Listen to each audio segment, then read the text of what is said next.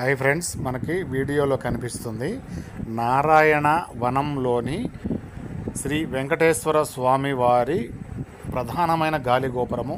చాలా పెద్ద గాలిగోపురం ఇది. చుట్టుపక్కల కూడా చాలా ఖాళీ ప్లేసు, చాలా విస్తీర్ణం అయితే ఉంది. గాలిగోపురంకి స్వామివారి గుడికి ఎదురుగా ఆంజనేయ స్వామి గుడి కూడా కనిపిస్తూ ఉంది. ఈ కనిపించేది నేను కొంచెం జూమ్ చేశాను.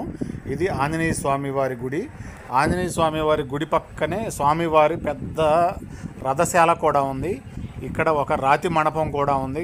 టెంపుల్కి ఎదురుగానే గాలిగోపురం ఎదురుగా పెద్ద రాతి మండపము. ఇది చాలా పురాతనమైన రాతి మండపము. ఈ పక్కనే సొరకాయ స్వామి ఆశ్రమం అని సొరకాయ స్వామి గుడి ఉంటుంది.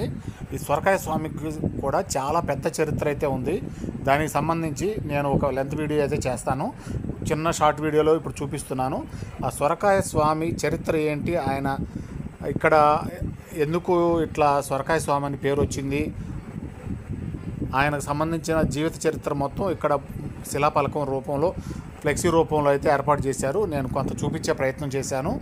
బాగా జూమ్ చేసుకొని చూస్తే అర్థమవుతుంది.